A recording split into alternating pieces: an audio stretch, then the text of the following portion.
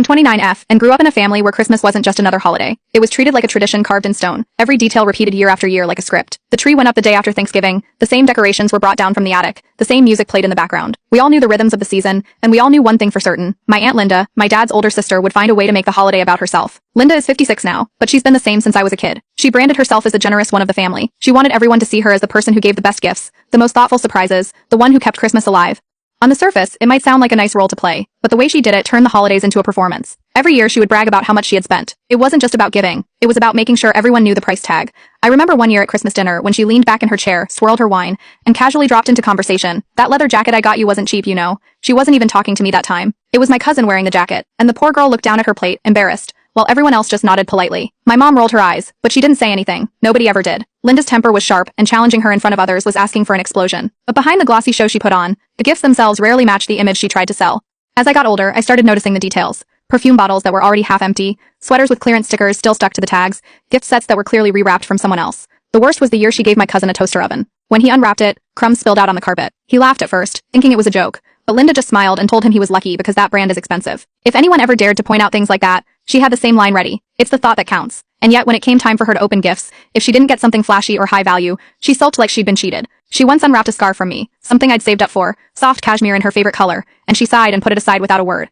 10 minutes later, she was boasting about how much she'd spent on my brother's headphones. For years, the rest of us went along with it. We pretended her gifts were wonderful, we smiled and thanked her, and we let her hold court with her bragging. It was easier to play along than risk turning Christmas dinner into a shouting match. That was the pattern of every holiday, and I started to dread the predictability of it. When I finally moved out and got my own place, I decided I wanted something different. I started hosting Friendsgiving with my friends from college and work. We'd do a little gift exchange where everyone pulled a name, and the rules were simple, fair budget, thoughtful gifts, no one-upmanship. People actually cared about what they gave, and the atmosphere was fun. Nobody bragged, nobody sulked, and for the first time, the holidays felt light.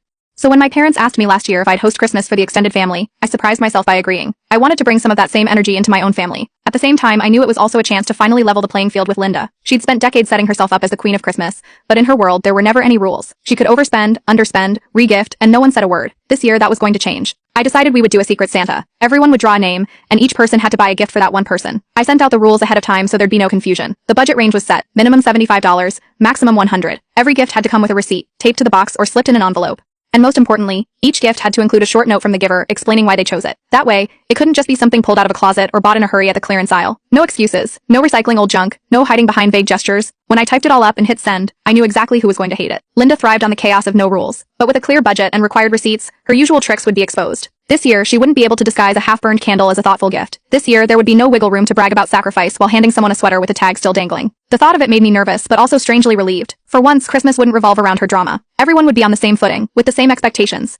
And deep down, I was curious. If Linda had to play fair, what would she do? Would she finally step up and buy something genuine, or would she crash and burn trying to hold on to her title as the generous one? Either way, I was ready to find out. When I first explained the Secret Santa rules to the family, most people were curious but open to the idea. We were sitting around my parents' dining table, the one we always used for family meetings and planning. I went over the budget range, the receipt requirement, and the part about writing a short note to explain the choice. My dad nodded along. My mom said it sounded fair, and my cousins seemed amused. A few even laughed at the idea of attaching a receipt, but it wasn't mocking. It was the kind of laugh that said they actually liked the structure.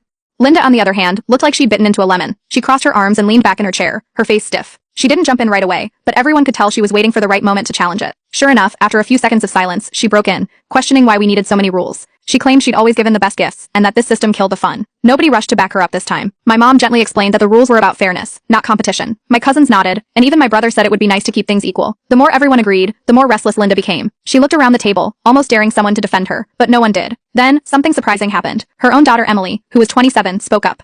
She said she was tired of getting random lotion bottles and clearance perfumes every year. The whole table froze. It wasn't that Emily had said something outrageous, it was that she had broken the unspoken rule of never calling Linda out. Linda's face went red, and she snapped back at her daughter, accusing her of being ungrateful. The table went quiet again, but this time it wasn't the usual awkward silence. There was a sense of relief, like someone had finally said what everyone had been thinking for years. The name drawing happened right after that. I made sure to handle it fairly so nobody could accuse me of stacking the deck. Everyone folded their names onto slips of paper, and we drew one by one. Linda pulled her slip, and when she unfolded it, I saw her expression shift. She tried to cover it up, but I caught it. She had drawn my mom's name. That was probably the worst possible outcome for her. My mom isn't confrontational, but she notices everything. She's the type who once returned a designer purse Linda had given her because it turned out to be a knockoff. She didn't scream about it or cause a scene, but she walked into the store, asked about it, and found out it wasn't real. Then she quietly told Linda she had returned it for something else. Linda hadn't spoken to her for weeks afterward. With my mom as her recipient, Linda couldn't slip by with a dusty candle or a half-used gift set without being noticed. The budget was set, 75 minimum, 100 maximum. I reminded everyone again that receipts had to be attached, along with the little note explaining the choice. My cousins found it funny, and even started joking about writing long essays for their notes. The mood around the table felt light, except for Linda. She was fidgeting, her foot tapping under the table. Every time someone mentioned how fun the exchange would be, her jaw tightened. She didn't argue anymore, but it was clear the idea unsettled her. Over the next couple of weeks, little signs started popping up that showed just how much the rules bothered her. My cousin Mark texted me a photo of the gift he had bought, sleek kitchen knives, neatly boxed and exactly in budget. He said he actually had fun shopping with a purpose. My brother bragged about snagging a smartwatch on sale, and made sure the receipt clearly showed the final price within the limit. Linda, though, called my mom one evening, pretending to ask about holiday side dishes. In the middle of the call, she dropped a comment about how receipts weren't really necessary, because everyone trusts each other. My mom didn't bite. She reminded her that the rules were for everyone, and that it made the game fair.